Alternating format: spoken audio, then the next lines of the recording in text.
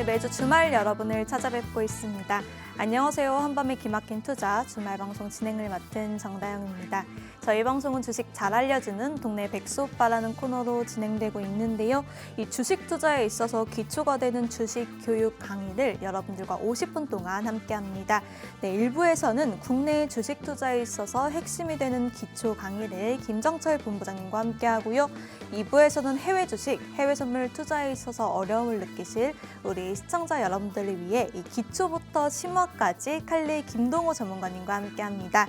그럼 먼저 일부 국내 증시 핵심 강의를 진행해 주실 김정철 본부장님 모시고 인사 나눠보도록 하겠습니다. 안녕하세요, 본부장님. 네, 안녕하십니까, 김정철입니다. 네, 이번 주 초반에는 이 반도체주가 강세를 보이더니 후반으로 갈수록 방산주들이 좀 강세를 보였습니다. 하지만 여전히 수급은 이 반도체 쪽으로 몰리고 있는데 이 반도체 강세의 흐름의 변화가 조금 있는 것 같은데요. 이 반도체 관련주들 투자 전략 어떻게 세워보면 좋을까요? 사실 지금이 기회다. 오. 이렇게 좀 보셔야 될 것 같은데요.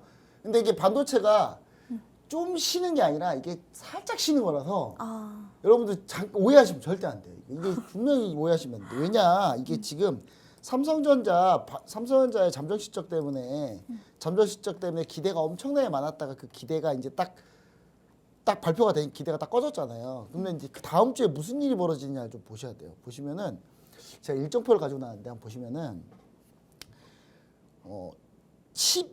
1월 15일 날 있죠. 15일 날 금통위가 하긴 하는데 요거보다는 우리 뭘 포커스해야 되냐면 이 TSMC의 실적 발표를 보셔야 돼요.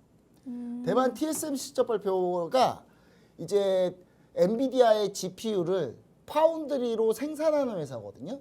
근데 TSMC가 실적이 어떻게 나오냐 따라서 SK 하이닉스 실적이 결정이 돼요. 왜냐하면 반도체 TSMC가 이제 파운드리인데 엔비디아가 설계한 거를 TSMC가 만들어준단 말이에요. 그러면 TSMC가 만들어주는 GPU 칩 하나당 SK하이닉스의 HBM 반도체 하나가 딱 들어가는 거거든요. 1대1 매칭이란 말이에요. 그러면 딱 나오죠. SK하이닉스 답도. 그럼 SK하이닉스도 언제 실적 발표다? 다음 주에 가거든요. 이 다다음 주거든요. 21일이에요. 그렇기 때문에 이때 되면 또다시 반도체 또 몰립니다. 그때 가서 또 이럴 줄 몰랐네 하면서 그때 가서 뒤늦게 따라 붙지 마시고 이렇게 조정받을 때 분할로 조정받을 때 어떻게 사야 돼요? 자, 이렇게 급등했어요. 급등했으면 조정받을 때 어떻게 해야 돼요? 세게 받을 수도 있잖아요, 조정을. 그럼 세게 받으면 어떻게 해야 돼요? 분할로 매수를 나눠 놓으면 그러면 덜 아프겠죠. 조정받을 때는. 그 다음에 돌아 나오면 금방 또 수익. 그렇게 가야 되기 때문에 우리 시청자 여러분들 반드시 반도체 좀 쉴 때 분할로 매수를 좀 잡아보시고 반도체 소부장도 마찬가지입니다. 그 삼성전자 SK하이닉스는 제가 얘기하기 좀 그런데 사실 저희는 이제 밑에서 너무 낮게 매수를 했기 때문에 별 얘기를 안 하는 거예요.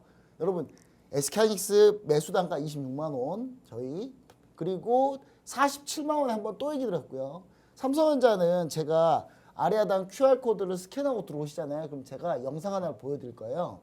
제가 2024년 12월에 그 모 경제TV에서 H모 경제TV에서 제가 하반기 대폭락을 맞춰가지고 베스트 패널로 제가 특집 방송을 했어요. 거기서 제가 2024년 12월에 어떤 방송에서 뭐라 그랬냐? 그 방송 주제가 그거예요. 딱 한 종목이에요. 2025년을 빛낼 딱 한 종목. 제가 그때 뭘 갖고 나온 줄 아십니까? 하이닉스 갖고 나오셨나요? 삼성전자 들고 나왔어요. 오. 상반기는 모르겠는데 하반기에 삼성전자다 하면서 제가 가지고 나왔는데 그게 지금 맞아서 드렸어요. 아래다 QR코드 스캐너 들어오시면 그때 그 영상 제가 올려드립니다. 봐보세요. 소름 돋을걸요, 여러분? 어떻게 저렇게 다 맞추지? 라는 생각 들 겁니다. 제가 뭐 장담 드린다니까. 그 영상을 한번 보세요. 그거 2024년 12월 11일 날 찍은 거예요. 여러분. 제가 그렇게 얘기를 했다는 건 뭐냐면 제가 근데 그게 또 근거도 틀렸으면 말도 안 해요. 그 근거까지 다 맞았어요.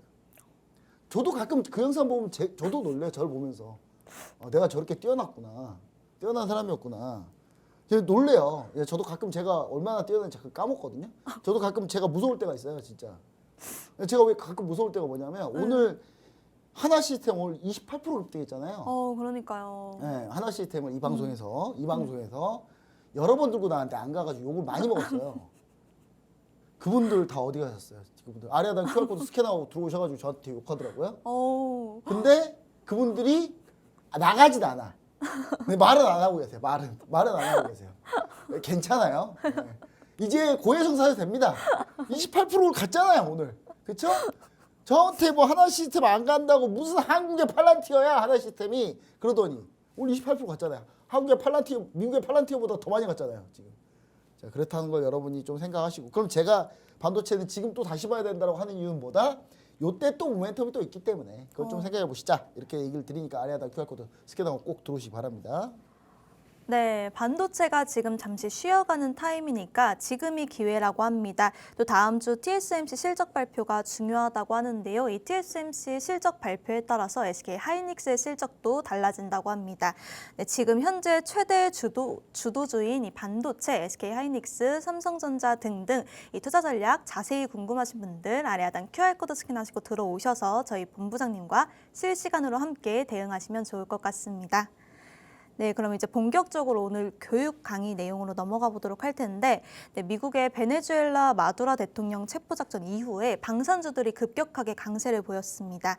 여기에 이 트럼프 대통령이 방위비 1.5천억 달러를 쓰겠다고 하면서 이 방송 녹화하고 있는 당일 9일 현재 방산주들과 조선주들이 일제히 급등세를 보였는데, 지금 시장에서는 다시 이 조선 방산이 2026년에 주도주가 되는 건 아니나 하고 있는데요. 이 방산주들 투자 전략은 어떻게 세워보면 좋을까요? 네, 부장님? 마두라가 아니라 마두로 대통령입니다. 마두로 대통령. 네. 네. 자, 마두라는 보시면은 줄 알았네요. 네. 그 미국 시민권자시라서 마두로를 별로 안 좋아하시는 것 같아요. 네. 네. 그래서 그런 거죠? 네, 알겠습니다. 네, 일단 화면 한번 보도록 하겠습니다. 자, 저는 미국 패권주의라고 좀 얘기드리고 싶습니다. 근데 이런 얘기하면 불편해하는 사람들이 있는데 불편하지 말고 들어보세요. 들어보시고 이제 보면 2027년, 2018년 제3차 세계대전하고 물음표를 쳐놨잖아요. 저는 가능성이 있다고 보거든요. 그렇기 때문에 자 화면 보시면 이 마두로 대통령이 좀 건장하죠? 이렇게 생겼습니다. 예. 이렇게 생겼는데 지금 이렇게 잡혀가지고 이렇게 가고 있죠. 자, 베네수엘라가 전 세계 석유 최대 매장량이라고 제가 얘기 드렸고 이 얘기를 이미 제가 드렸어요. 이 방송에서. 그리고 제가 QR코드 스캔하고 들어오신 분한테 뭔 얘기를 들었냐면 마두로 대통령 이거 잡힐 거다 아마. 잡혀갈 거다. 잡혀가거나 아니면 사살당할 거다. 3, 4주 전에 얘기 드렸거든요.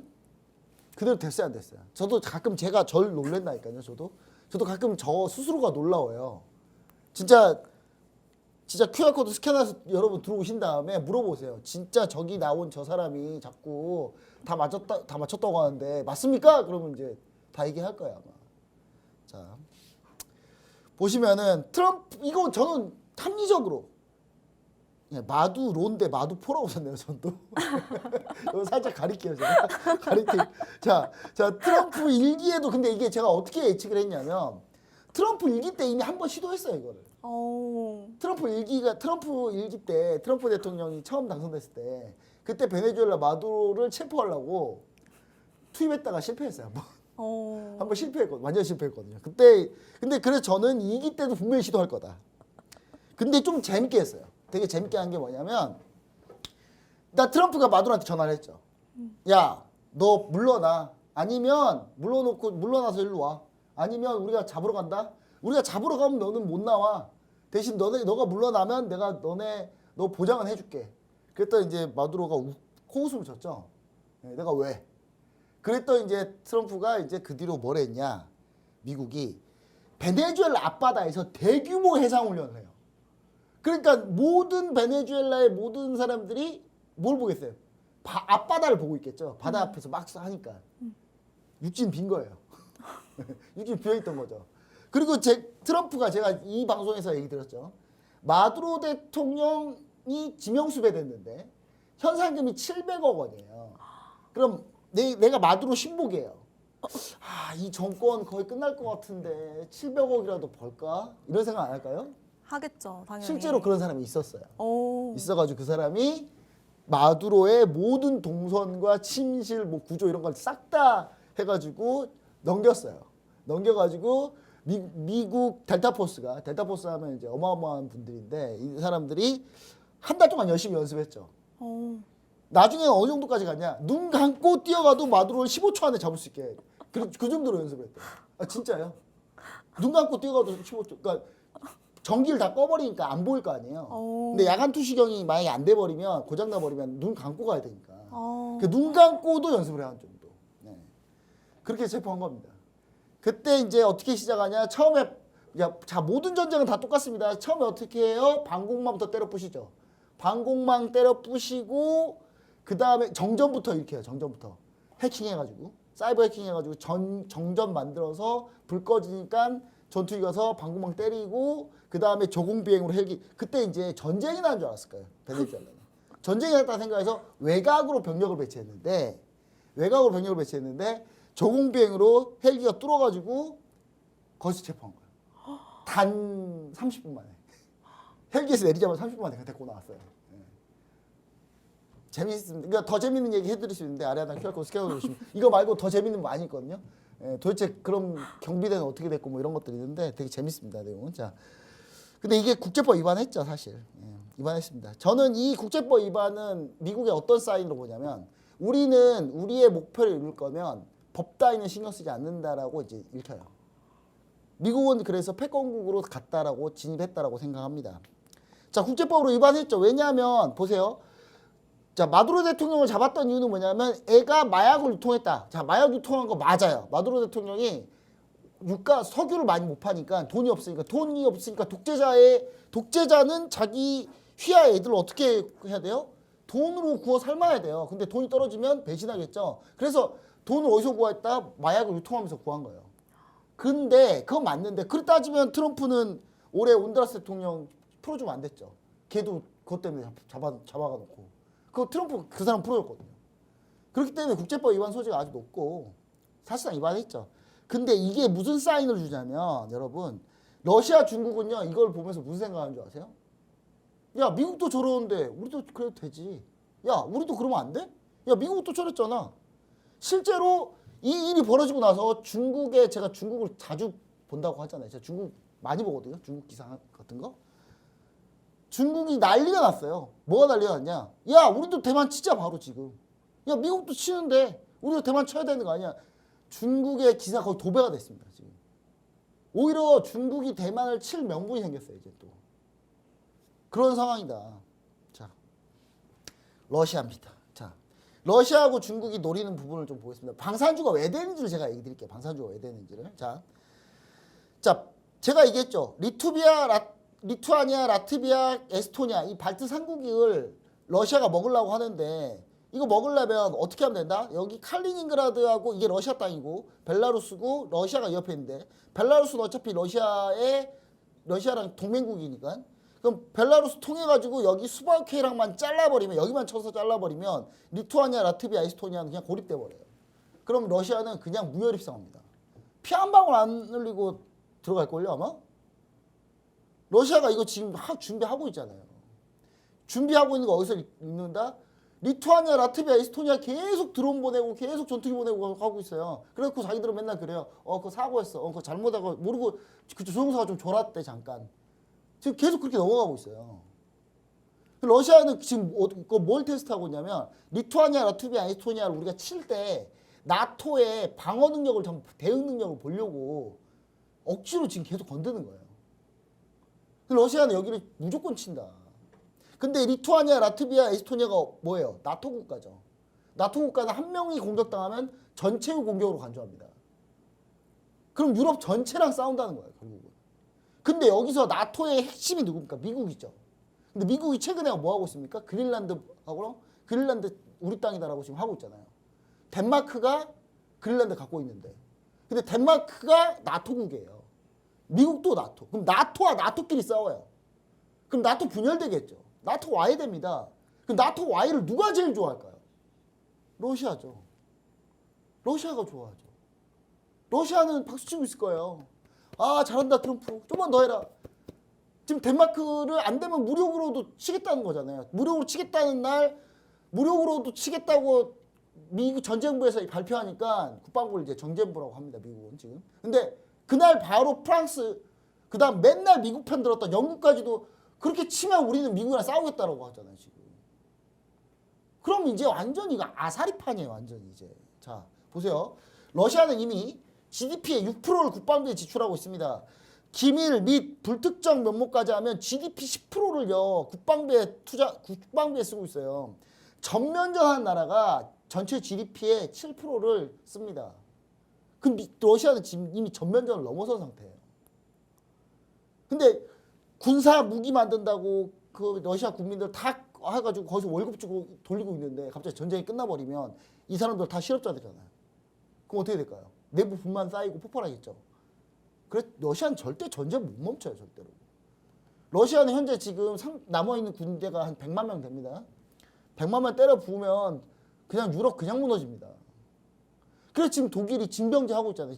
지금 부랴부랴 빨리 징병제 하고 있는데 월급 400만 원을 준다는데 자원을 안 해. 지금 우리나라 군인 월급이 얼마더라? 여튼간에 참고로 저는 10몇만 원도 못 받았던 것 같아요. 저 군대 있을 때 여튼간에 자 전쟁이 멈추면 러시아는 현재 무너지는 상황입니다. 그래서 러시아는 지금 이 수바우키 해랑을 노리고 이 수바우키 해랑은 언제 칠 가능성이 높다? 2027년, 2018년. 근데 그때 칠 때 중국이 동시에 대만을 칠 가능성이 높다. 자 보시면 이게 제1도련선입니다. 중국이 태평양으로 나가는 걸 막기 위해 미국이 방어막으로 쳐놓은 1차 라인이에요. 2차 라인이요, 뒤고. 자, 1차 라인이 제1차 도련선인데 이 도련선을 중국은 1900년 이후에 단 한 번도 넘어본 적이 없어요. 근데 이번에 넘었어요. 이번에 뭘로? 일본 때문에.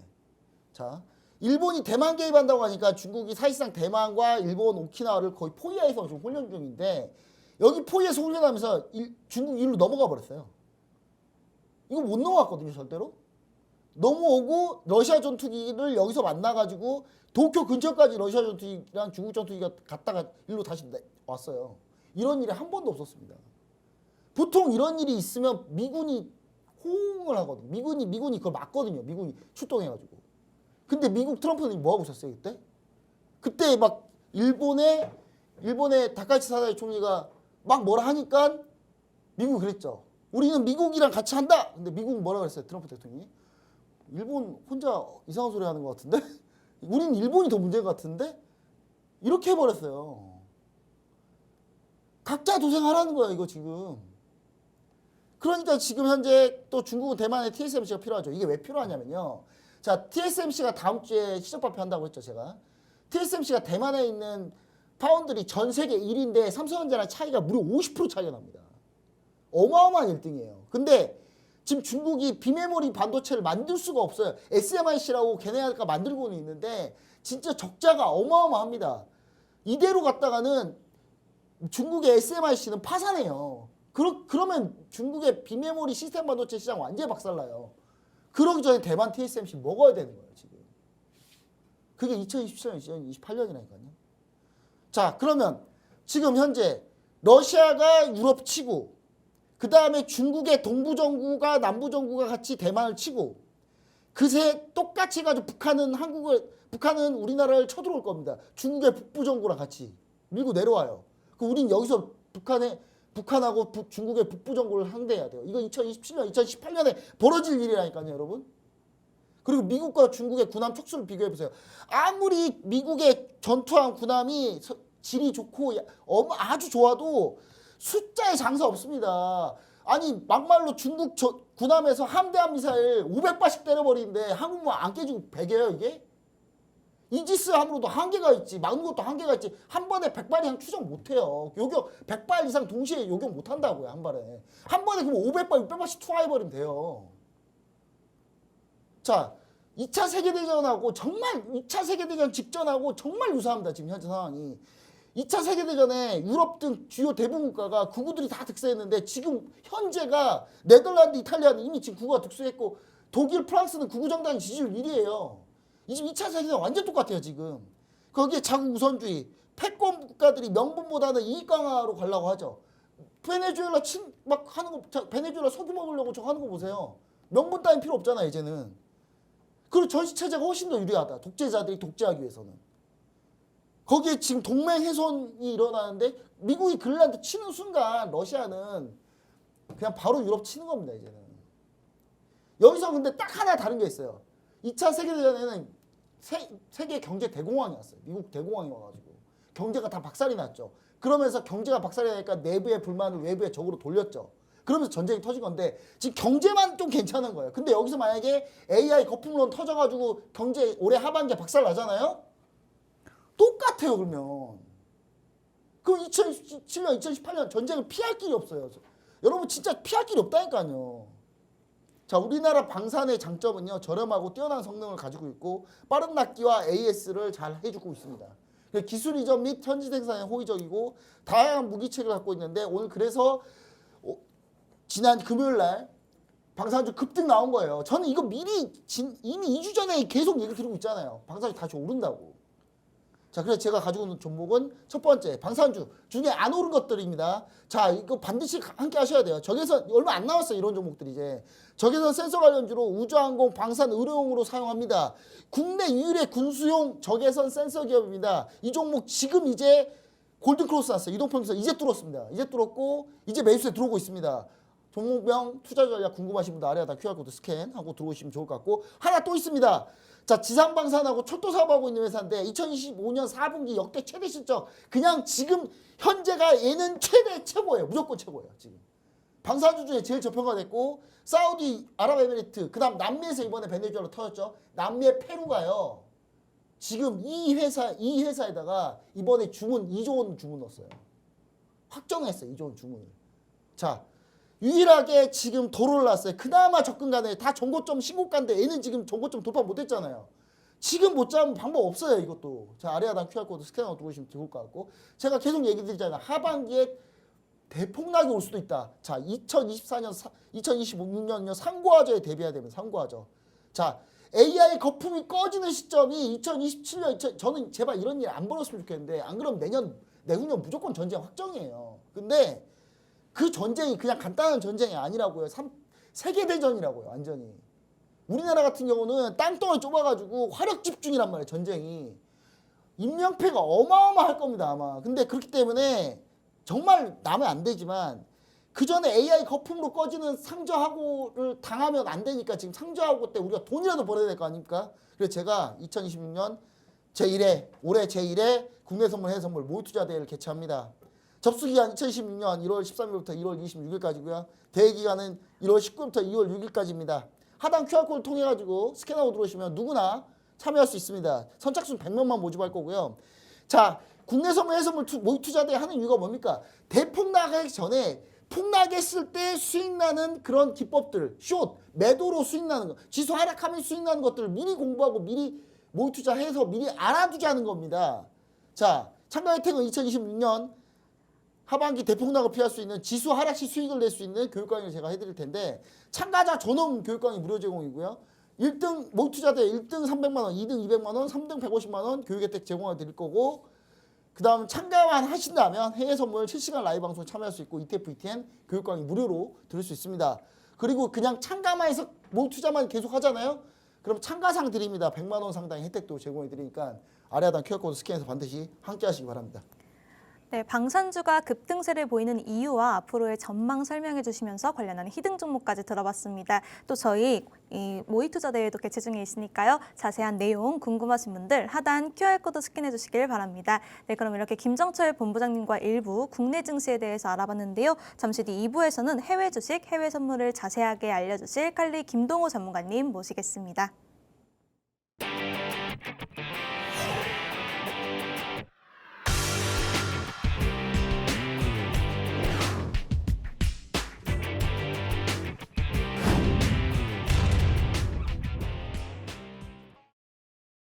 네, 어렵게만 느껴지는 해외 주식, 원유, 골드, 나스닥 선물 등 이 상승과 하락 모두 수익을 낼 수 있는 투자의 대안이 되는 이 해외 선물을 쉽고 재미있게 알려주실 칼리 김동호 전문가님 모셨습니다.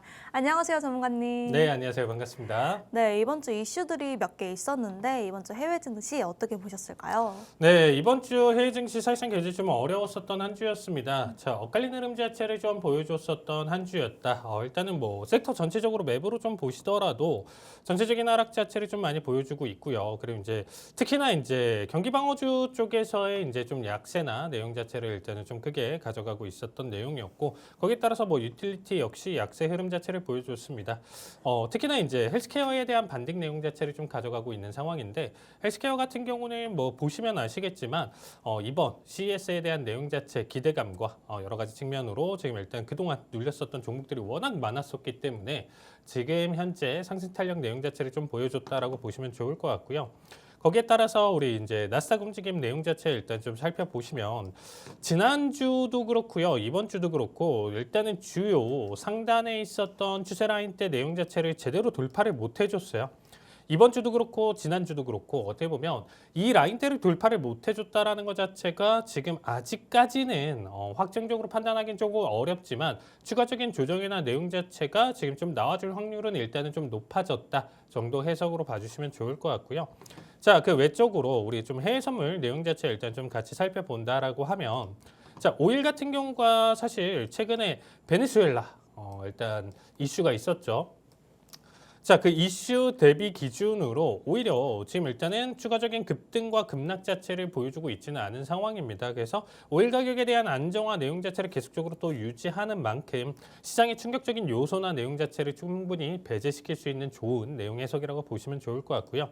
거기에 비해 이제 골드가 또 문제예요. 골드 같은 경우가 최근 들어서 다시금 또 신고가 랠리를 또 준비를 하고 있는 상황인데 지금 현재 다시금 이번 한 주 같은 경우는 좀 주춤하는 모습을 보여주고 있습니다. 그래도 상승 흐름 자체를 계속적으로 보여주면서 신고가 내용 자체 얼마 남지는 않았어요.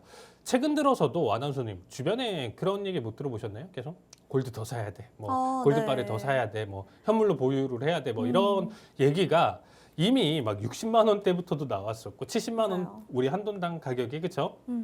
나왔고 지금은 뭐 거의 뭐 100만 원 육박하고 뭐 지금 계속적으로 더 오른다 얘기가 나와주는데 이럴 때가 가장 조심하셔야 돼요. 당연한 거죠. 100만 원 그럼 뭐 200만 원 그냥 한 번에 갈까요?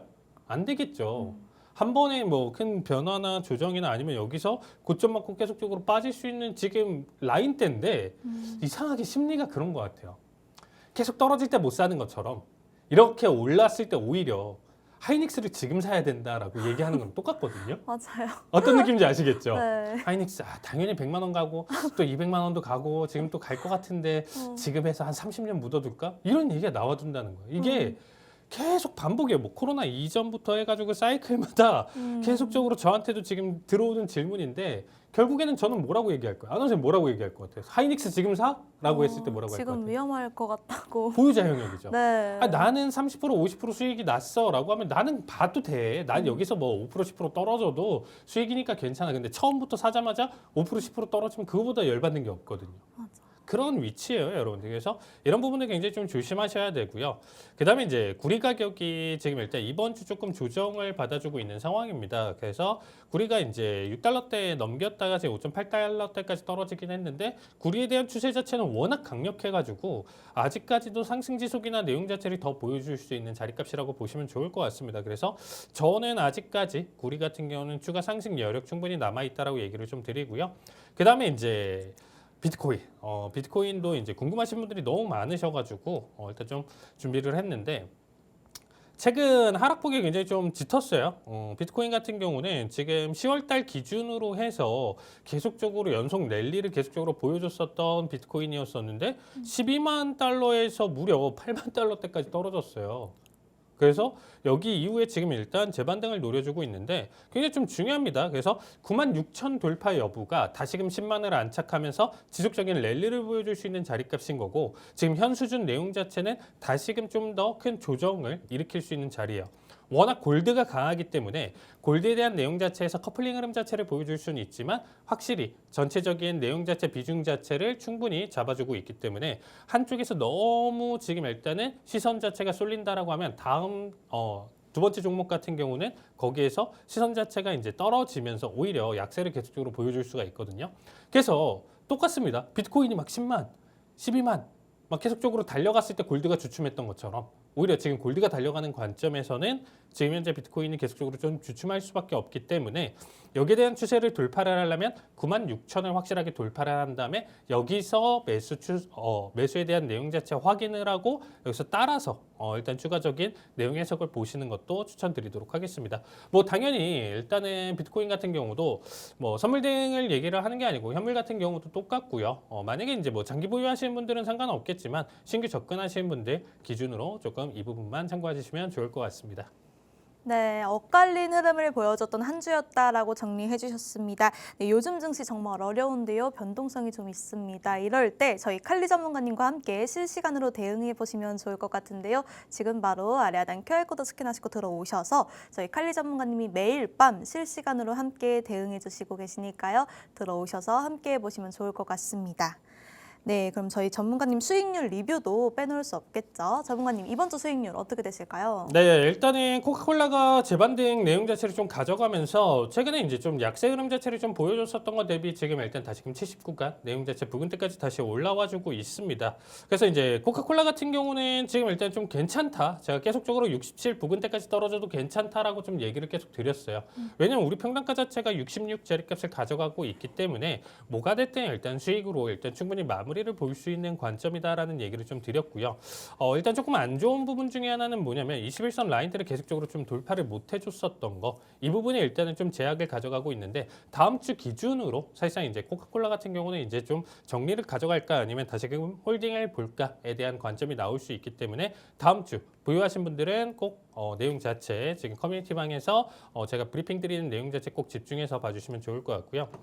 그 다음에 이제 하나 조금 아쉬운 내용 중에 하나가 570에 이제 접근을 했었던 지휘 번호바가 한 번 더 눌렀습니다. 그래서 전거래일 기준으로 한 번 더 눌러주면서 밴드 바닥 터치를 보여줬는데 사실상 이제 종가 기준으로 615자리값 무너진다라고 하면 이 종목 역시 뭐 수익이긴 해요. 지금 현재 570달러이기 때문에 뭐 620이 됐든 얼마가 됐든 지금 현재 뭐 10%대 수익을 유지하고 있는 단계입니다. 대신에 이제 730까지 올라왔을 때 이제 좀 수익이나 내용 자체보다 일단 조금 떨어져서 이 부분이 일단 조금 아쉽다 할 수는 있는데 일단은 비중 자체를 조금 축소를 시킬 예정이에요. 그래서 615 언더 종가 내용 자체 굉장히 좀 중요 있게 봐주시면 좋을 것 같고요. 그다음에 이제 제가 계속적으로 한 번 더 강조드리고 있는 우리 히든 종목 중에 하나였던 노보노디스크 위고비 치료제 제가 계속 괜찮다라고 얘기를 드렸었죠. 지난주도 그렇고 지지난주도 그렇고 뭐가 괜찮냐면 50달러를 돌파한 시점부터는 굉장히 괜찮다. 그래서 지금 역시도 계속 고점 랠리를 가져가고 있는데 상승에 대한 내용 자체는 지속 가능성이 굉장히 좀 높아서 지속적인 홀딩 봐주시고요. 적절한 청산가나 내용 자체는 커뮤니티 방에서 한 번 더 설명드릴 테니까 노브노디스크 이 내용 자체까지도 오늘자 봐주시면 좋을 것 같습니다. 네, 상승률 리뷰까지 들어보고 왔습니다. 저희 전문가님 상승률이 너무너무 좋은데 저희 전문가님 항상 디테일하게 이런 투자 전략을 잡아주십니다. 지금 바로 아래 하단 QR코드 스캔하시고 들어오셔서 저희 전문가님과 실시간으로 함께 보시면 좋을 것 같습니다. 네, 그럼 이제 교육 강의 내용으로 들어가 보도록 할 텐데 오늘은 증시의 계절성에 대해서 설명해 주신다고 합니다. 이 계절마다 좀 투자 전략이 다른 것 같은데 이 증시의 계절성 어떻게 보고 계시는 건가요? 사실 이게 좀 당연한 건데 어떻게 보면 사실 이제 투자 초보이신 분들 같은 경우는 이 사이클에 대한 내용 자체를 좀 잘 모르세요. 근데 뭐 이 사이클이 제가 이번에 설명드렸다라고 해서 26년도에 대한 내용 자체 전반적인 내용을 똑같이 따라간다는 아니에요. 그런데 이 내용이 뭐 작년에 대한 데이터를 기준으로 딱 잡는 게 아니고 그동안에 몇십 년, 100년에 걸쳐서 나왔었던 사이클을 기준으로 확률상 접근인 거죠. 그동안 100번 중에 70번, 80번 정도가 이렇게 가져왔다라고 하면 확률상 그거는 맞아 떨어지는 거고 뭐 30% 미만이다라고 하면 이 방향성이나 내용 자체가 틀리는 거고 이렇게 봐주시면 될 것 같아요. 그래서 높은 확률로 100년에 대한 사이클 기준으로 그동안에 뭐 역사적인 하락장과 상승장 내용 자체가 계속적으로 반복됐다 보니까 당연히 뭐 어떤 부분에서는 안 맞을 수는 있겠지만 우리가 큰 틀, 확률적인 내용 자체 해석으로 여러분들이 봐주시면 좋을 것 같습니다. 자, 일단 계절성에 대한 내용 자체를 일단 좀 설명드리는데 자, 미국 증시는 왜 계절적인 흐름을 보일까?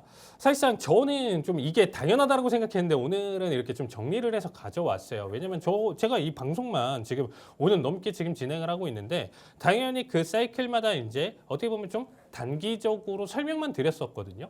단기적으로 좀 설명만 드렸었는데 오늘은 조금 더 자세하게 설명 좀 드리도록 하겠습니다.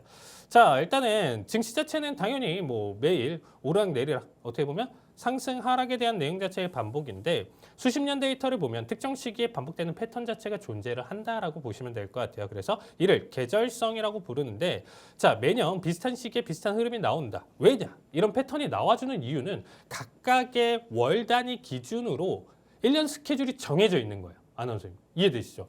1월엔 뭐하고 2월엔 뭐하고 3월엔 뭐 하다 보니까 그 사이클에 맞춰서 우리 실적 발표 있잖아요. 그러니까 실적 발표마다 움직이는 내용 자체도 있고 연준이 나와서 금리 결정할 때마다 움직이는 내용 자체가 있고 이런 부분들 쪽으로 여러분들이 좀 나눠서 본다라고 하면 각각의 빅 이벤트들이 특히나 이제 어떤 특정 월 단위에 굉장히 크게 집중되어 있냐에 따라서 계절적 사이클을 보여줄 수밖에 없는 결과다 이렇게 생각하시면 되겠습니다.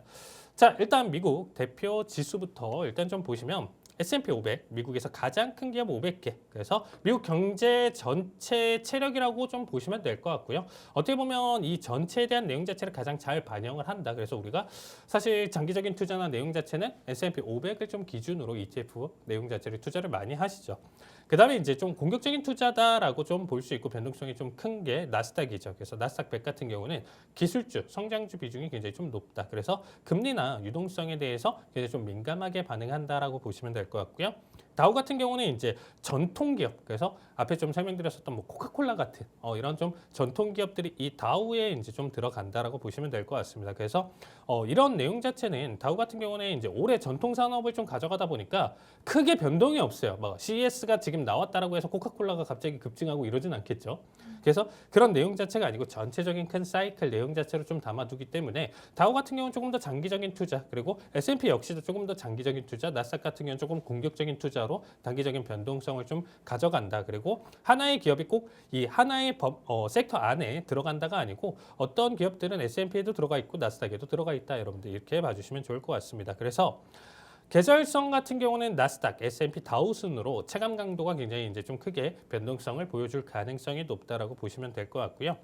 자, 연간 흐름 자체를 본다라고 하면 상반기랑 하반기 일단 가장 큰 틀로 나눠볼 수가 있겠죠. 상반기, 하반기 성격이 좀 다른데 일단은 미국 증시의 전통적인 부분 자체는 11월부터 해가지고 4월 지금 어떻게 보면 좀 섞여 있는 거죠. 연말 산타 랠리와 더불어서 연초 기준으로 가져가는 이 구간대 강한 구간으로 좀 보여주고 그리고 이제 5월부터 10월 기준 자체가 이제 변동성 구간이다라고 하면 여기서 조정, 하락이나 내용 자체까지도 같이 담아둘 수 있다라고 보시면 될 것 같습니다. 그래서 우리 증시에서 굉장히 좀 유명한 말이 있죠. 5월에 팔고 떠나라, 쉬어라. 그래서 이런 내용 자체를 일단 좀 가져간다라고 보시면 될 것 같습니다. 왜냐? 연말 연초 같은 경우는 세자금 자체가 좀 또 유입이 되고 다음 해에 대한 실적 기대, 아까 이제 좀 11월 내용 자체까지 11월, 12월 내용 자체가 다음 해까지 왜냐면 올해 너무 좋았잖아요. 작년 너무 좋았잖아요. 반도체 한 해 뭐 지금 현재 계속적으로 사이클 자체가 워낙 크게 잡혀 있었기 때문에 그 내용 자체가 작년까지만 딱 하고 이제 반도체가 망할 거야. 다음 26년도부터 이렇게 생각 안 할 거 아니에요. 그래도 그 여파나 내용 자체가 연초해가지고 흐름 계속 가지 않을까. 그래서 지속적으로 이런 내용 자체 그리고 기간 포트폴리오에 대한 재편 그리고 이제 여름이나 가을 같은 경우는 거래량 감소까지 있고요. 특히나 이제 여름 가을 같은 경우는 우리가 휴가 시즌이죠. 가장 1년 중에 가장 또 행복한 휴가 시즌이잖아요. 우리만 휴가 가는 게 아니에요, 아나운서님. 맞죠?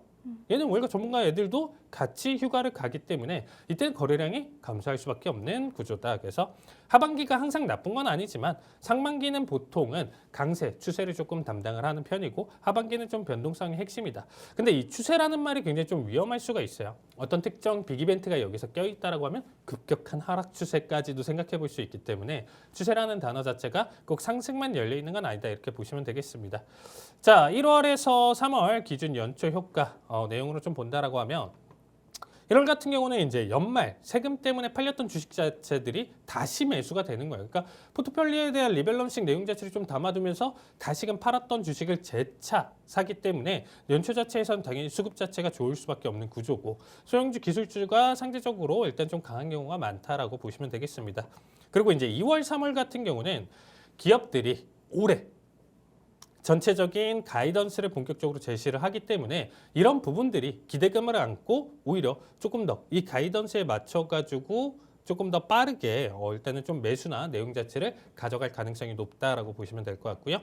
그 다음에 이제 뭐 연준 인사의 좀 발언 내용 자체는 뭐 2월, 3월이 아니고 시장 전반적으로 해가지고 계속적으로 좀 사이클을 흘러간다 이렇게 생각하시면 되겠습니다. 그래서 1월 같은 경우는 기대감 상승, 그리고 2월, 3월은 어떻게 보면 정말 잘 될까 이 부분 자체가 검증을 하면서 상승에 대한 내용 자체 부분들 이런 부분들을 좀 체크하는 구간. 그래서 지금 현 구간 우리가 1월 벌써 지금 방송 보시면 돼요. 10일, 11일 이때 지금 되고 있는 상황이잖아요. 그래서 1월 중순이 이제 좀 넘어가는데 이 내용 자체에서 지금 굉장히 좀 그래도 무난하게 잘 넘겼잖아요. 그래서 2월, 3월 자체도 기대감을 가지면서 지속적인 랠리를 좀 보여줄 가능성이 높다. 제가 이전에 길속 분석 내용 자체에서 이런 얘기도 했습니다. 이 관성의 법칙을 따르면서 결국에는 앞에서 계속적으로 상승 랠리를 보여주는 힘 자체가 정말 말도 안 되는 이슈가 터지지 않는 이상은 우리 이 시장에서 급격하게 갑자기 추세를 바꾸는 경우는 거의 없어요. 그래서 일부 조정은 나와줄 수는 있어도 지금의 추세나 내용 자체에 빗대어서 본다라고 하면 나쁘지는 않다라는 얘기를 좀 드리고요. 4월, 6월 같은 경우는 이제 실적과 금리가 이제 좀 충돌하는 기간이라고 보시면 좋을 것 같습니다. 자, 4월 같은 경우는 1분기 실적 발표에 대한 내용 자체를 집중을 하고 연중 비교적 안정적인 달이다 이렇게 좀 보여줄 수 있고 5월 같은 경우는 이제 실적 이벤트가 소멸되면서 차익 실현 내용 자체 그리고 앞에서 좀 설명드렸던 셀인 메이 5월에 팔고 떠나라 이 내용 자체가 나와주기 때문에 심리상 굉장히 좀 위축될 수밖에 없다. 그래서 이 사이클 제가 지금 좀 설명드리는 내용 자체가 전반적인 내용을 좀 담아두기 때문에 꼭 이대로는 아니어도 여러분들이 이 사이클을 알고 계신다라고 하면 아 지금 왜 떨어지지 지금 왜 오를까 뭐 이런 내용 자체가 어느 정도는 우리가 큰 틀로 이해를 할 수 있는 부분 중에 하나다라고 보시면 되겠습니다. 자, 6월 같은 경우는 이제 FMC 그리고 이제 금리, 물가, 통화 정책 이슈가 좀 많이 부각이 되는 달이라고 보시면 될 것 같고요. 이 구간은 이제 좀 공격보다는 정리와 이제 내가 1월부터 어떻게 보면 뿌려놓았었던 이 씨앗들을 이제 좀 어떻게 보면 수학의 계절 내용 자체로 일단 또 담아둘 수 있는 내용의 해석이라고 보시면 되겠죠. 그리고 이제 7월부터 9월 자체가 사실상 굉장히 좀 어려운 달로 꼽히는 부분 중에 하나예요. 7월부터 9월 같은 경우는 이제 초보자분들이 가장 어려워하는 구간인데 7월부터는 이제 2분기 실적 기대와 단기 반등이 좀 나오는 경우가 좀 많고요. 8월 같은 경우 이제 드라이빙 시즌, 휴가철 내용 자체에서 거래량 감소를 하면서 작은 악재에도 주가가 크게 움직인다라고 보시면 되겠습니다. 그리고 이제 9월 같은 경우는 역사적인 내용 자체 여러분들이 꼭 찾아보세요. 9월 같은 경우는 S&P 기준으로 역사적으로 하락 가능성이 굉장히 좀 높았었던 달입니다. 그래서 그 내용 자체, 심리 자체가 좀 반영되는 달이다라고 보시면 될 것 같고요. 작년 같은 경우는 이 부분 자체가 좀 맞진 않았는데 작년에 안 맞았으니까 올해 기준으로는 조금 더 확률이 좀 올라갈 수 있다 이렇게 생각하시면 좋을 것 같아요. 그래서 7월부터 9월 같은 경우는 방향성보다는 생존이 좀 중요한 구간이다 이렇게 좀 표현을 드리고요. 자, 이제 또 10월부터 12월. 자, 10월 같은 경우는 과거 금융위기 기억으로 일단 좀 변동성이 크다. 그래서 동시에 중장기 바닥이 자주 형성된다라고 보시면 될 것 같고요.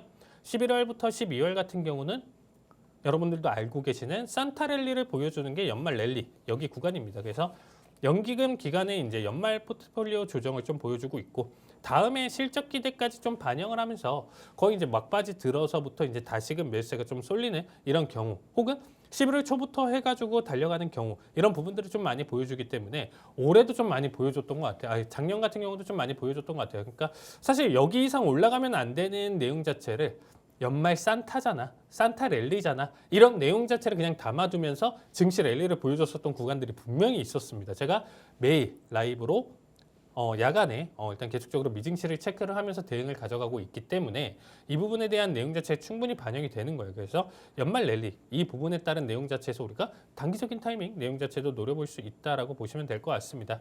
자, 그래서 정리를 조금 드린다라고 하면 실전 투자에서 계절성을 조금 활용하는 방법 자체를 여러분들이 좀 생각을 해보셨을 때 이번 달은 1월은 오른다니까 뭐 11월, 12월은 오른다니까 무조건 지금은 나의 모든 비중을 합쳐서 여기서 지금 풀매수를 하자. 이건 안 된다라는 거야. 그냥 지금 현재 계절적인 내용 자체 지금은 공격할 확률이 높은 구간인가? 지금 계절은 사실상 5월인데 막 공격할 구간인가 이렇게 따지기는 조금 애매하겠죠. 아나운서.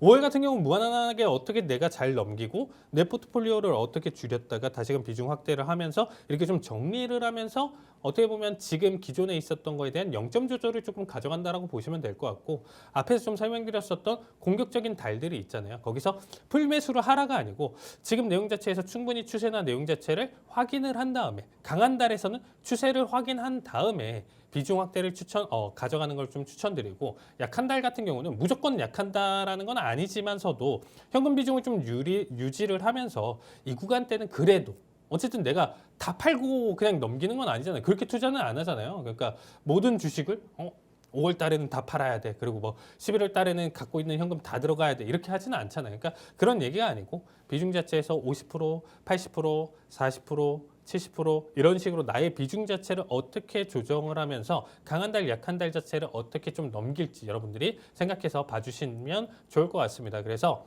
함께 또 볼만한 내용 자체는 당연히 매달 내용 자체는 아니지만서도 특정 금리에 대한 이슈, 정책에 대한 이슈, 그리고 실적, 정책 뉴스 이런 부분들도 판단해 볼 수가 있는 거고 계절성의 진짜 역할이다라고 한다라고 하면요. 지금은 싸울 땐가 기다릴 땐가를 알려주는 참고서다. 이렇게 생각하시면서 오늘자 내용 자체 봐주시면 좋을 것 같습니다.